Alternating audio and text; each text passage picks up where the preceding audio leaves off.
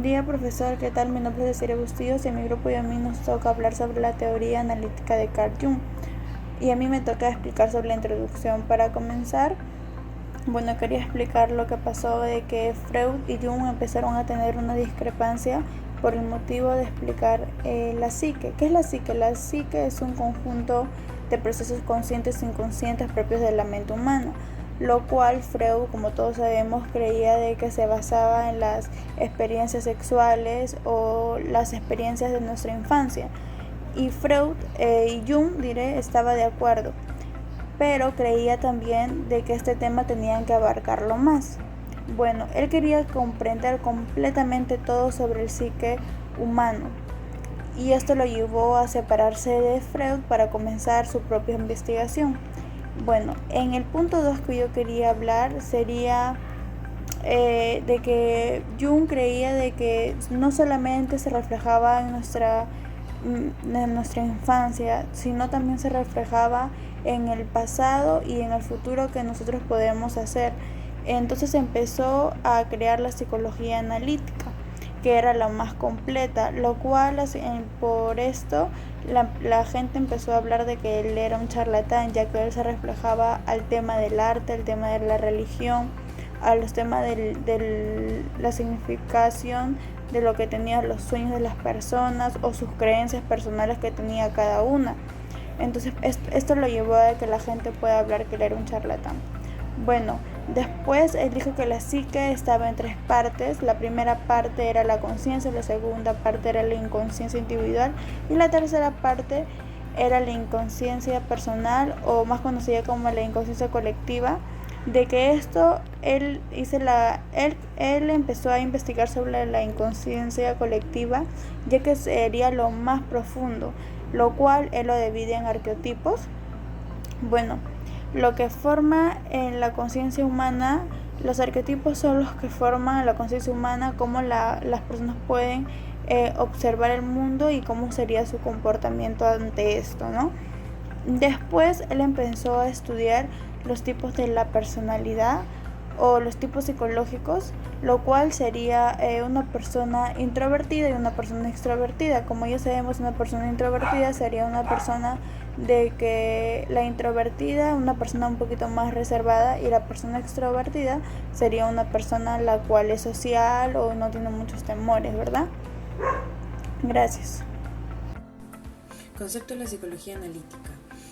Sirve del análisis como método y procede según el modelo analítico de las ciencias naturales por la descomposición.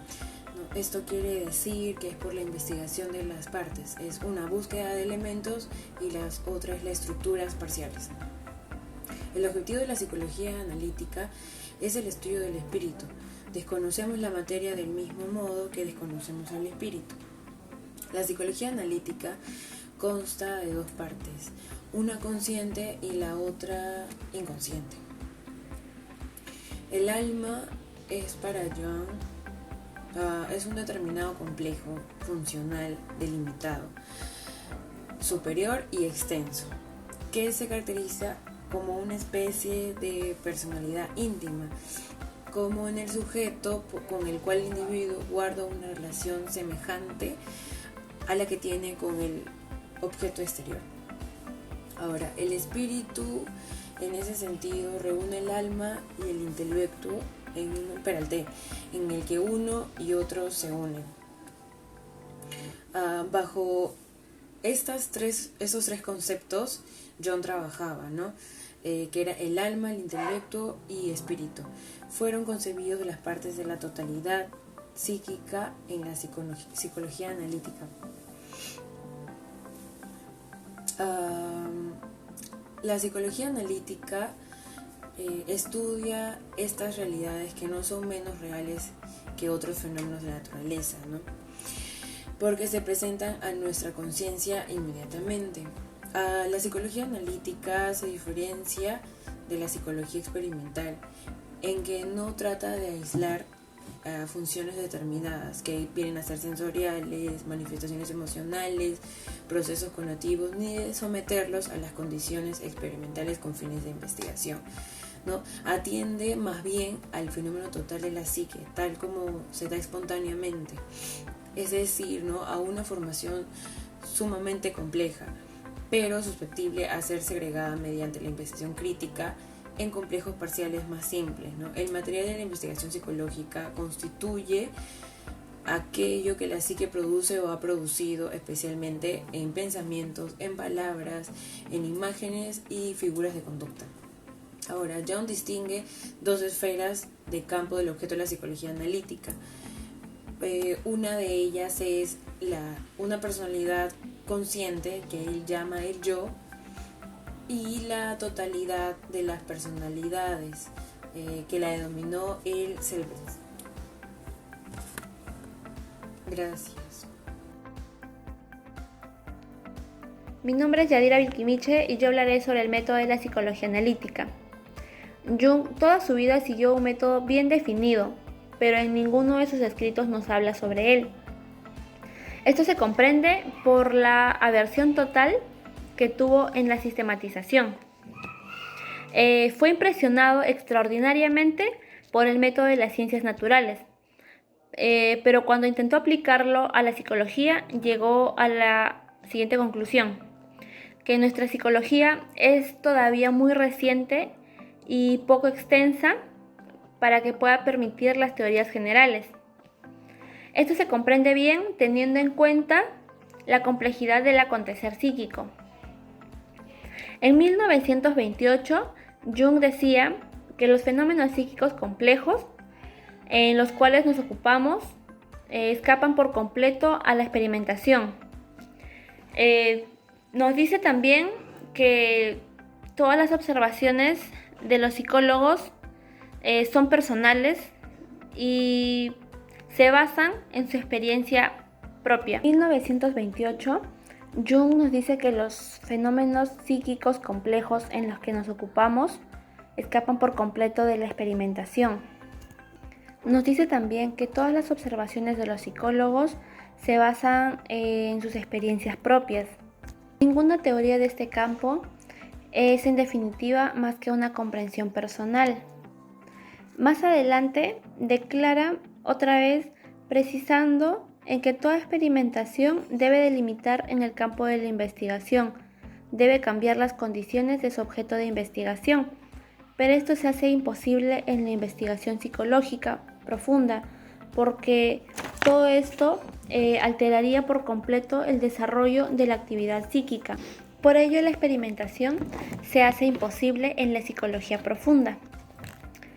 Aplicando la observación al estudio de la psique, Jung pone cimientos para hacer de su psicología una ciencia positiva.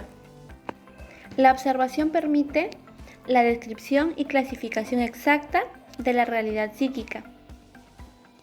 Jung reduce el fin de la investigación científica a la observación de los hechos y a la elaboración de la hipótesis.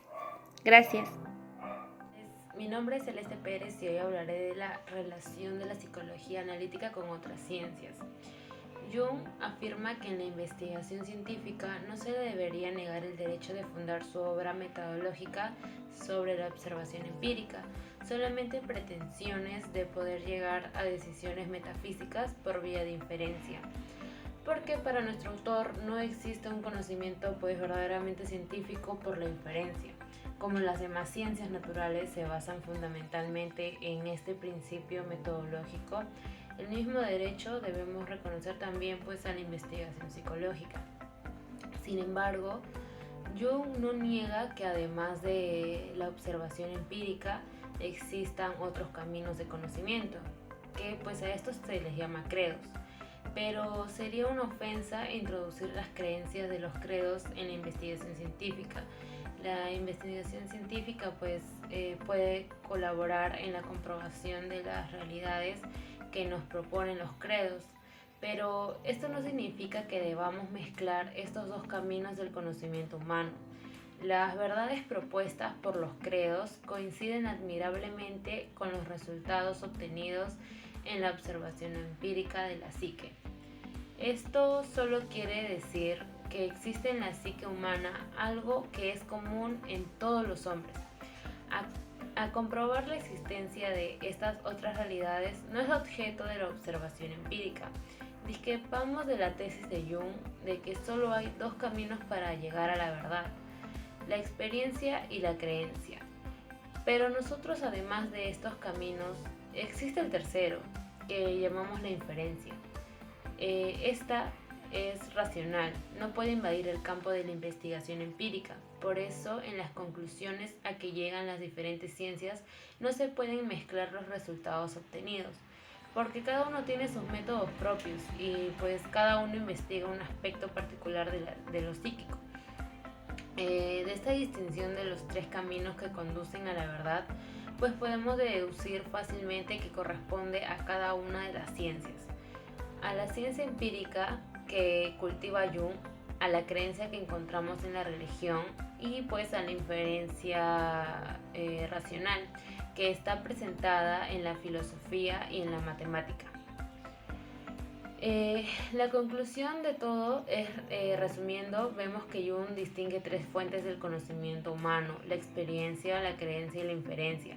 La psicología, pues analítica, investiga en el campo de la experiencia personal, pero como la psique tiene en su fondo tendencia a comunicarse directamente con el mundo espiritual, por eso nacen las creencias, que son un verdadero conocimiento o un verdadero camino hacia la verdad. La psicología junguiana niega el aspecto científico de la inferencia. Algunos puntos de vista de esa psicología se apartan de la doctrina tradicional, pero esto se comprende fácilmente si tenemos en cuenta que el autor de la nueva escuela psicológica se salió en ocasiones de los límites de su investigación propia para entrometerse en el campo puramente teológico. Pero estas incursiones teológicas tienen solo aspectos secundarios, pues dentro de su doctrina psicológica. Gracias.